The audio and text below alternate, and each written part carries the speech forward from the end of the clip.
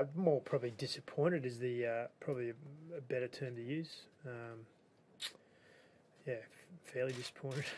I guess, what did you say at half-time and why didn't it work? Yeah, well, whatever I said, I'll have to throw that speech in the bin. But look, at half-time, we were feeling pretty good. We were defending pretty well. Our attack got going towards as the half went on. We just, needed a little bit more resilience, particularly at the start of that half. Our last play option to start the half wasn't great, but then to then let that turn into a try at the other end, that's what affected us most mentally. So then, we'd get ourselves another opportunity, come up with an error, and then that'd turn into a try again. So that was the real difference between the first half and the second half, our ability to defend our errors, if you like. How do you explain all the broken tackles? I think they made like 30 tackle breaks to 12 or something. Yeah, I'd be interested to see what the second half, like what the score was at halftime in that respect.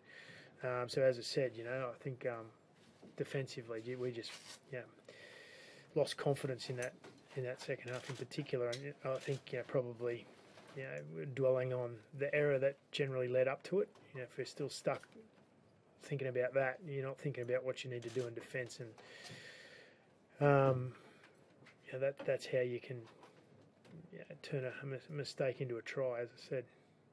How do you think the forwards handled the load today without Jace's meters? Yeah, I thought, as I said, well, for half the game we were good. It's more a confidence thing, as I said. It's still in many respects, we've got a fair few new combinations there, so it's important we try and get some confidence there amongst the team, and that didn't help there in that second half, obviously. You jigged the spine a bit. What did you make of how they went? Good for a half, but look, again, we just needed to defend our errors better. So forget about whatever it is that was the error. Get on, think about what your next job is and get on with it. And we didn't do that, still dwelling on what happened. And as I said, missed our assignment defensively off the back of it, which would then turn into a try, and the game started to get further and further away from us.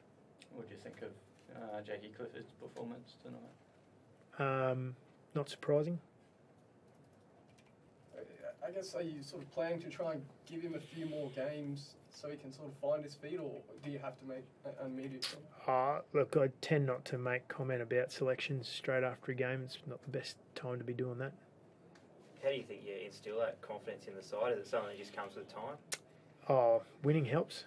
But look, we need to get down to some hard work, I think, and be prepared to play for 80 minutes and show a little bit more resilience when something goes against us. You said you wanted Cliffo to stop drifting in and out of games. Was he drifting out of games too much in your eyes tonight? There were times there when he could have showed a little bit more urgency, but I'm not picking on Cliffo there. I think across the board we all needed to show a bit more urgency at different times. After a game like that on a pretty heavy track, how important is, I guess, recovery this week leading into next week? For us, recovery is always important given our travel schedule. But wet tracks shouldn't worry us. We had a few weeks of training in that in the pre-season. So, how do you think the boys handle those conditions out there? I don't think it was the conditions that affected us. As I said, we should be used to it. Thanks, guys. Thank you. Right.